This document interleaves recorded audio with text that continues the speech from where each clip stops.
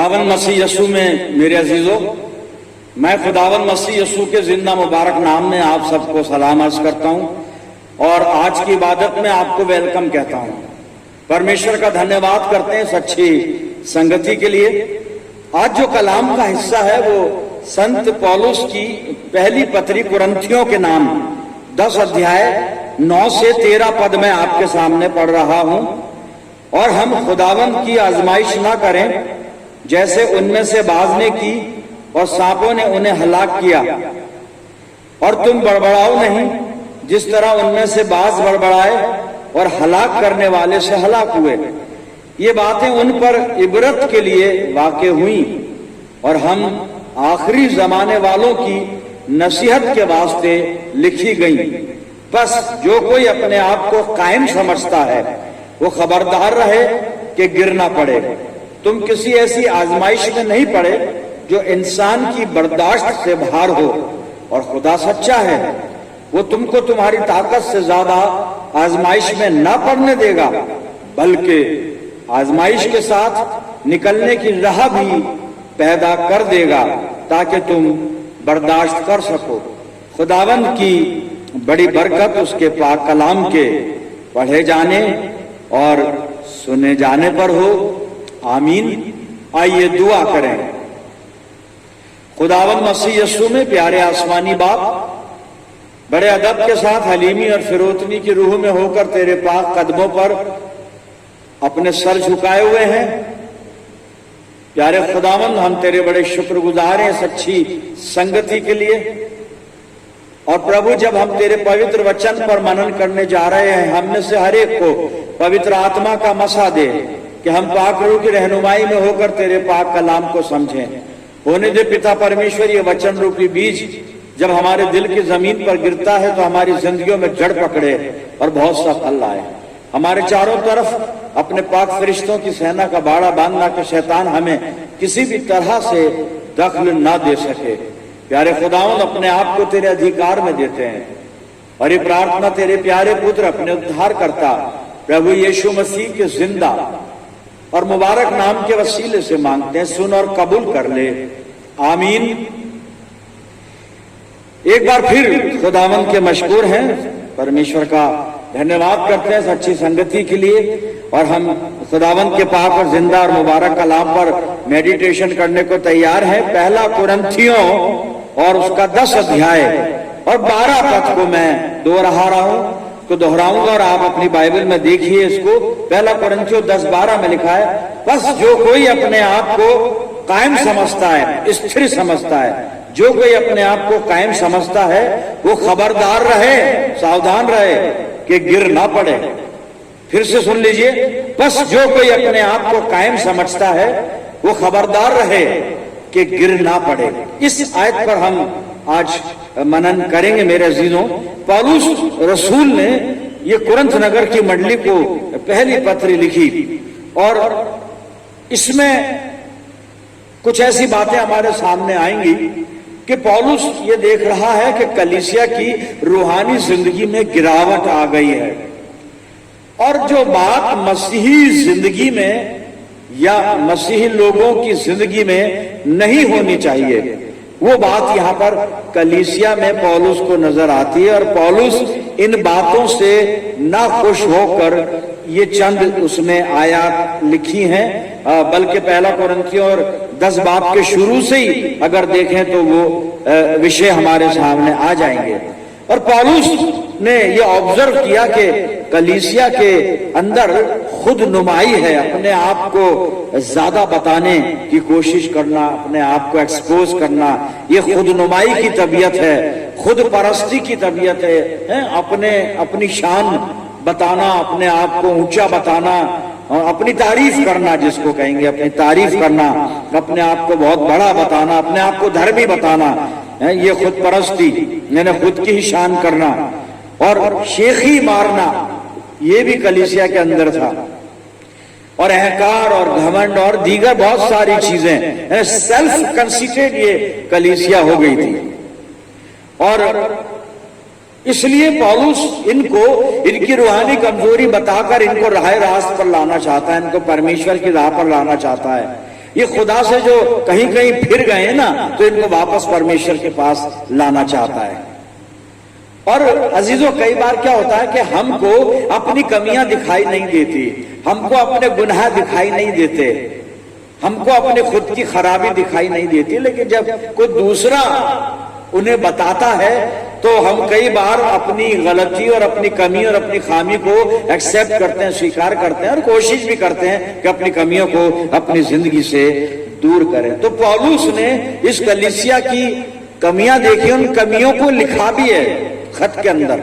और पौलुस चाहता है कि कलीसिया गुनाह में पड़ने से बच जाए, भटकने से बच जाए, खुदा की तरफ से ये फिर ना जाए, बरगश्ता ना हो जाए ये, इसलिए इनको सावधान करना चाहता है। और कलीसिया तो ये समझ रही थी कि हम खुदावंद मसीह यीशु के लोग हैं, हम दुआ बंदगी करने वाले लोग हैं, हम इबादतों में जाने वाले लोग हैं, हम राइचस लोग हैं, लेकिन उसके बावजूद कलीसिया के अंदर गुनाह पाए जा रहे हैं मेरे अजीज। और पौलुस यही कह रहा है कि कलीसिया कहीं धोखा ना खा जाए और अपने आप को धर्मी समझकर कहीं भटक ना जाए, कहीं गुनाह में ना पड़ जाए। इसीलिए वो आयत मैंने दोहराई थी 12वें पद में, 1 कुरिन्थियों 10:12 में, कि बस जो कोई अपने आप को कायम समझता है वो खबरदार रहे कि गिर ना पड़े। हम समझ रहे हैं कि हम स्थिर हैं, हम कायम हैं, और ऐसा ना हो कि हमारा गुनाह हमें ले डूबे, हमारा गुनाह हमें खुदा से दूर कर दे, हमारा गुनाह हमारी धार्मिकता को, हमारी राइचसनेस को तबाह कर दे, बर्बाद कर दे। पौलुस 12वें पद में यही कलीसिया को बता रहा है, यही लिखता है वो कि बस खबरदार रहो, बस जो कोई अपने आप को कायम समझता है वो खबरदार रहे कि गिर ना पड़े। कलीसिया में क्या कमियां थी? खुदा के लोग हैं, दुआ बंदगी करने वाले लोग हैं, इबादत खाने में जाने वाले लोग हैं, कलाम को पढ़ने वाले लोग हैं, फिर भी कुछ ऐसी बातें हैं कलीसिया की जिंदगी में जो मसीही लोगों में नहीं होनी चाहिए। साहब 4 बातें सिर्फ मैं बताऊंगा और मैं हवाला बोलूंगा, पढ़ूंगा नहीं, ना निकलवाऊंगा, निकालने की जरूरत नहीं है। आप नोट डाउन करें और बाद में देखें कि कुरिन्थ की कलीसिया में ये क्या क्या दोष पाए जाते हैं। ये मामूली दोष नहीं है साहब। तो सबसे पहली बात जो कलीसिया के अंदर पौलुस ने देखी वो उनके अंदर ग्रुपिज्म है। अलग अलग लॉबी इन्होंने बना रखी है, ग्रुपिज्म। ये नहीं होना चाहिए कलीसिया में, लेकिन होता है साहब, पर होना नहीं चाहिए। और यहां पर 1 कुरिन्थियों 3 और 4 आप नोट करें, बाद में पढ़िएगा। और यहां पर ये ग्रुपिज्म पौलुस देख रहा है, ये लॉबी यहां पे देख रहा है। फिर उसके बाद ये मुकदमेबाजी करते हैं। 1 कुरिन्थियों 6 में पौलुस कहता भाई भाई पे मुकदमा। भाई भाई में कभी मुकदमेबाजी होती है क्या? नहीं होनी चाहिए। हाँ, आजकल तो बहुत हो रही है साहब, ये आम बात है, आम बात है, हर तीसरे घर में ये बीमारी है। तो पौलुस मुकदमेबाजी देख रहा है और कहता फिर गैर कौमों से जाके अपना इंसाफ करवा। तो ये भी बड़ी मजे की बात है साहब, खुद मुकदमेबाजी करते हैं और इंसाफ के पास जाते किसके पास हैं? गैर कौमों के पास। यही तो आज भी हो रहा है, पर होना नहीं चाहिए। और कम से कम मसीही की जिंदगी में, एक विश्वासी की जिंदगी में तो ये नहीं होना चाहिए। तीसरी बात, अनैतिकता देख रहा है कलीसिया में पौलुस। अडल्ट्री देख रहा है पौलुस, गंदे काम देख रहा है। 1 कुरिन्थियों 5 अध्याय 1 से 2 आयत, अनैतिकता। और आप पढ़ेंगे तो आपको पता चलेगा वहां क्या हो रहा है। और फिर पौलुस लिखता है तुम ऐसा गुनाह करके बजाय इसके कि खुद पे शर्मिंदा हो, तुम शर्म तो नहीं करते बल्कि और घमंड करते हैं साहब, और घमंड करते हैं कि हम कितने मॉडर्न लोग हैं, हम कितने स्मार्ट लोग हैं, हम कितने आगे बढ़े हुए लोग हैं। घमंड करते हैं, गुनाह करते हैं और गुनाह पे घमंड करते हैं साहब, देखिए। और अगर गुनाह करके घमंड आ जाए, यानी गुनाह भी आ जाए जिंदगी में और घमंड भी आ जाए, बड़ी खतरनाक चीज है। मैं भी आगे चलकर बताऊंगा आपको कि इसका अंजाम क्या होता है। फिर चौथी और आखिरी चीज और जो मैं बताना चाहता हूं, और भी बातें थी लेकिन मैं 4 ही रेफरेंस लाया हूं कि इनमें डिस्प्यूट है, फूट है इनके अंदर। पहला कुरिन्थियों 11 अध्याय और 18 पद, जब ये प्रभु भोज बैठ के लेते थे तो फूट पड़ती थी इनमें, आपस में ये झगड़ते थे, डिस्प्यूट वाली बातें करते थे। आप पढ़िएगा, आपके समझ में आ जाएगी। तो ये चीजें कलीसिया में है, और उसके बाद कलीसिया कह रही है कि हम तो प्रभु यीशु मसीह का बदन है, बदन है, यीशु मसीह के बदन में ये चीजें होनी चाहिए क्या? इसलिए पौलुस कहता है कि बस जो कोई अपने आप को कायम समझता है वो खबरदार रहे कि गिर ना पड़े, गिर ना पड़े। तो मैंने अभी जब इनकी अनैतिकता के बारे में बताया था कि कितने इमोरल थे ये लोग, कैसे थे ये लोग, और पहला कुरिन्थियों 5 अध्याय और 1-2 पद में आप पढ़ लेना वो गुनाह, और गुनाह करके ये घमंड कर रहे हैं। पौलुस कहता है कि तुम शर्मिंदा होने के बजाय घमंड करते हो कैसे? और मेरे अजीजों, जब कोई गुनाहगार घमंड करने लग जाए, जब पापी घमंड करने लग जाए, तो नीति वचन 16 अध्याय और 18 पद में लेखक कहता है कि विनाश से पहले गर्व और ठोकर खाने से पहले घमंड आता है। यानी अब इनका विनाश, अगर ये घमंड कर रहे हैं तो विनाश निकट है। अगर ये घमंड कर रहे हैं तो अब ये ठोकर खाने वाले हैं। ये अपने पे गर्व कर रहे हैं, वो भी गर्व किस बात पर? अपने पाप पर, अपने गुनाह पर। और ये सच है साहब के विनाश से पहले क्या होता है? विनाश से पहले गर्व आ जाता है और ठोकर खाने से पहले घमंड आ जाता है। इसलिए पौलुस कलीसिया को सावधान कर रहा है, खबरदार कर रहा है, अवेयर कर रहा है कि जो अपने आप को कायम समझता है वो खबरदार रहे, गिर ना पड़े। मेरे अजीजों, आज हमारी क्या हालत है, क्या थिंकिंग है हमारी, कि हम अपने आप को कायम समझते हैं, अपने आप को बहुत बड़ा विश्वासी समझते हैं, अपने आप को बहुत बड़ा धर्मी समझते हैं। सावधान रहना पड़ेगा, क्योंकि नहीं मालूम जिंदगी में कहां पर घमंड आ जाए, नहीं मालूम जिंदगी में कहां पर गर्व आ जाए, और नहीं मालूम जिंदगी में कहां पर गुनाह भी मौजूद हो, नहीं मालूम, पता नहीं चलता। लेकिन इस कलीसिया की हालत जब पौलुस ने देखी कि कलीसिया में कुछ गुनाह पाए जाते हैं, उन्हें सावधान कर रहा है कि इन चीजों को अपने से दूर करो। और ये मत समझो कि तुम बहुत धर्मी लोग हो, तुम बहुत स्थिर लोग हो। ऐसा ना हो कि तुम कहीं गिर जाओ। कहां से गिर जाओ? अपने नैतिक जीवन में गिर जाओ, अपने जीवन की पवित्रता में गिर जाओ, अपने आत्मिक जीवन में गिर जाओ। मेरे अजीजों, मुझको खबरदार रहना पड़ेगा मैं कहां पर हूं, और अगर खबरदार नहीं रहता हूं तो कहीं भी पॉसिबिलिटी है मैं गिर सकता हूं, संभावना है मैं परमेश्वर से दूर हो सकता हूं, संभावना है मैं परमेश्वर के मार्ग से भटक सकता हूं, और फिर पूरी संभावना है कि मैं पाप के गर्त में जा सकता हूं, और उसका रिजल्ट हलाक होना, मृत्यु है जी। पाप की मजदूरी मृत्यु है। प्रियजनों, हमें सावधान रहने के लिए करना क्या है? पवित्र शास्त्र बताएगा, यानी पाक कलाम बाइबल हमें बताएगी कि हमें करना क्या है। लेकिन वो जो करना है उससे पहले एक बार फिर हम इस बात पे गौर करें कि हम कहां पर हैं। कहीं हमारी हालत ये कुरिन्थ नगर की कलीसिया के लोगों की तरह तो नहीं है।